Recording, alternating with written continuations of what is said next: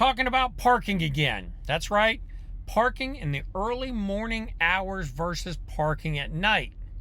Let's talk about it. Coming up.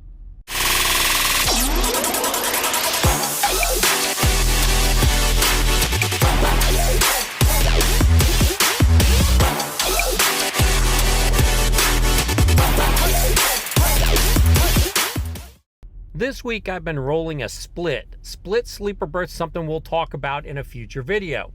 So around 4 a.m. I found myself looking for parking. I had a Love's coming up in Tifton, Indiana. Now I used Trucker's Path and it told me there were 69 parking places at this particular Love's. I also used Trucker's Path to do an estimate or a prediction, and it looked like there would be some spaces. This particular Love's doesn't seem to fill up on most days. It only seems to fill up on Tuesday, Wednesday, and Thursday. Not sure what's going on in that particular Love's at that time, but every other day of the week there seems to be parking even late at night. You might want to mark this one in your calendar or on your map so you know how to find it. We're going to see clear evidence that last night, being that it was a Tuesday night, Wednesday morning, that parking lot filled up. Not only did that parking lot fill up, people parked everywhere they could come up with a spot to park. Now, a lot of Love's are pretty good at enforcing the no parking zones. Other Love's aren't so good at it. One thing that might help this Love's have spaces most of those days is the fact it's on US 31 rather than being on a major interstate. They also seem to really love these traffic circles around this part of Indiana because they had 2 of them in a row to get to this place. As I'm negotiating the traffic circles, watching my clock tick down, I still had a few minutes. I hadn't run completely out.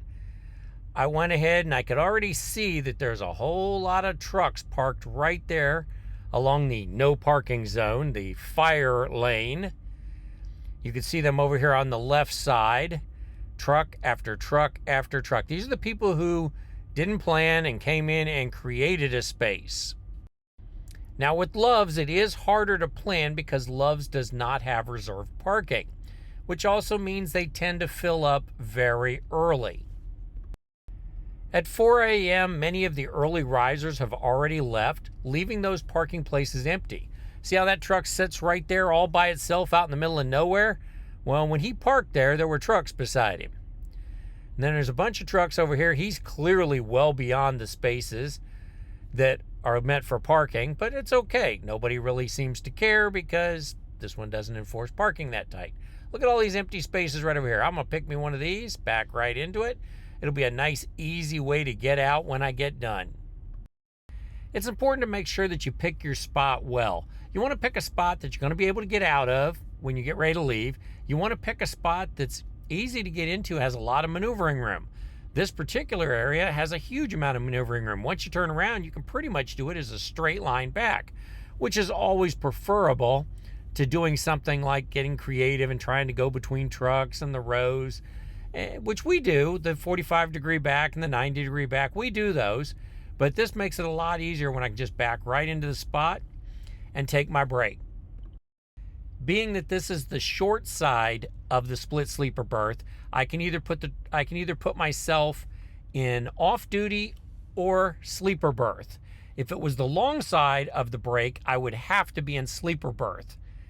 It has to be a minimum of a 7-hour break and a minimum of a 2-hour break, but the two have to add up to 10.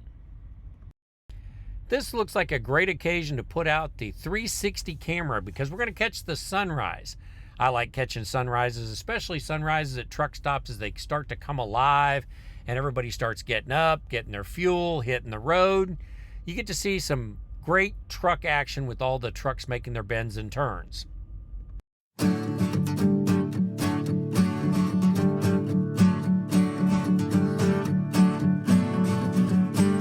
When it's all about the race, no turning back, too late. Got my bones about to break, body's numb, can't feel the pain, but my soul still got the fire, got my heart beating faster, no time to waste 'cause my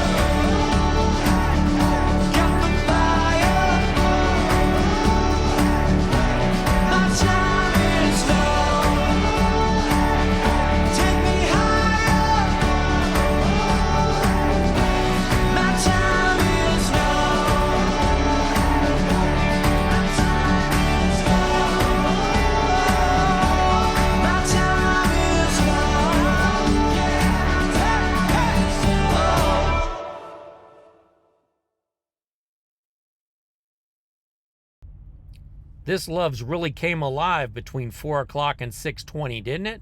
Look at this fuel island. It's backed up, people waiting.